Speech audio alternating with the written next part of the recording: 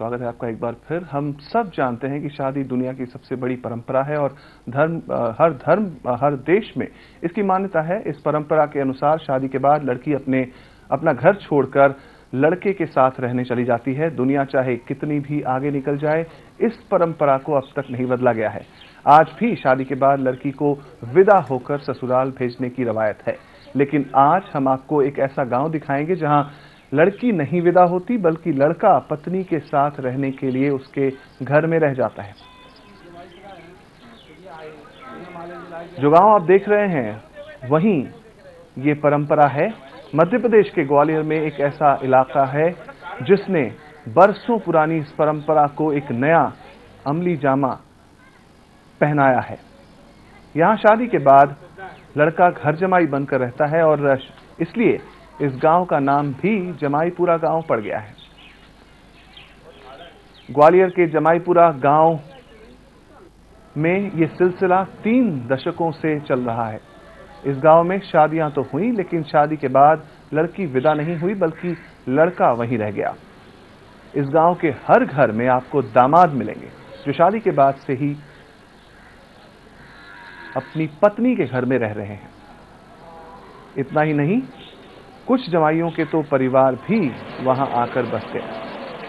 तो कहा जा सकता है ये घर जमाइयों का परिवार है। इस गांव में घर जमाई शब्द को बुरा नहीं माना जाता, घर जमाइयों को इज्जत बख्शी जाती है। पिछले कुछ बरसों में इस गांव में जो भी लड़का घोड़ी चढ़कर आया तो यहीं का होकर रह गया। बरसों पहले कुछ लोग शादी के लिए इस गांव में आए और लड़की विदा करके ले गए। थोड़े वक्त के बाद जब वो बीवी के साथ ससुराल आए तो यहीं रह गए और वापस नहीं गए। हालांकि इसके पीछे ठोस कारण थे, लेकिन तभी से जैसे ये सिलसिला शुरू हो गया और इसके पीछे जमाई राजाओं ने अपने ही तर्क दिए।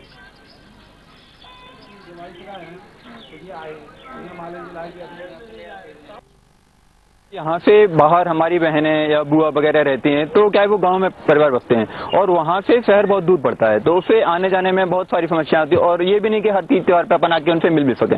तो सबसे बड़ा तो एक फायदा है कि यहाँ आराम से आके जगह आसानी से मिल जाती है यहाँ, और आसानी से गुजर बसर कर सकते हैं हम लोग, क्योंकि एक तो शहर के नजदीक है, बिल्कुल बगल से है शहर के, और यहाँ एक आसानी से हम लोग परिवार की तरह मैच करके और उनको थोड़ा सा प्रोत्साहन देके आराम से कोई काम धंधा स्टार्ट करके हम लोग डेवलप हो जाते हैं।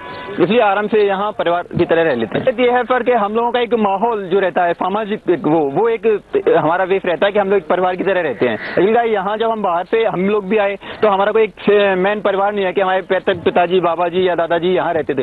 ऐसा कुछ नहीं है, हम लोग अकेले सिंगल पर्सन हैं, तो क्या उनके सपोर्ट से हम लोगों को एक पारिवारिक थोड़ी सी ताकत मिल जाती है।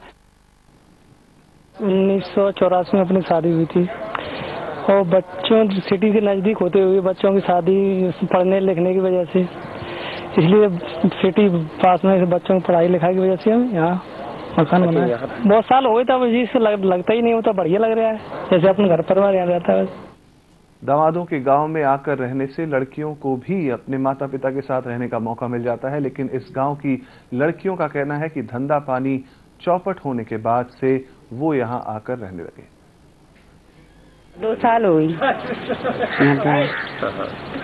हमारे बहन का पैर टूट गया था, तो उससे लिए फिर हम धंधा करने के लिए आए थे।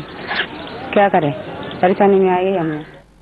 गांव के लोगों का कहना है कि इस गांव के हर घर में जमाइयों के रहने से लोग यूं ही इसे बातों बातों में जमाईपुरा गांव बुलाने लगे थे, लेकिन गांव का असली नाम हीरानगर है।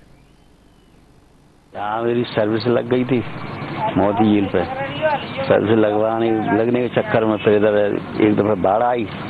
बाढ़ में ऐसा हुआ कि वो कलेक्टर के ऑर्डर हुए बनने के यहाँ पे पुरानी छावनी वाले सब मकान बनाओ जितनी बाढ़ में हो।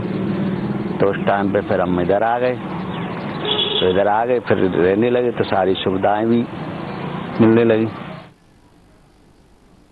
यहाँ आकर बस गए जमाइयों को ये बात अच्छी नहीं लगती कि इस गांव को जमाईपुरा गांव कहा जाता है। इसके लिए पूरे गांव के दामादों ने मिलकर एक बैठक भी की और लोगों को ऐसा कहने से मना किया, लेकिन लोग नहीं मानते। ये गांव अपने आप में अनोखा है, क्योंकि किसी भी कारण से सही बेटी को माँ बाप से जुदा करने की सालों पुरानी परंपरा यहाँ बदल दी गई है। जमाइयों का कहना है कि उन्हें यहाँ रहकर लड़की के माता पिता को वो अपने माता पिता मानते हैं, उन्हें कुछ सहारा मिल जाता है ताकि वो अपना धंधा चला सकें। लेकिन सबसे बड़ा कारण दामादों का ये कहना है कि ये गांव शहर के करीब है, इसलिए ऐसा चलता आ रहा है। एक ब्रेक का वक्त है। ब्रेक के बाद आपको बताएंगे कि पद्मनाभ मंदिर के छठे तहखाने के खुलने पर किस तरह की विपदाएं आने की आशंका है।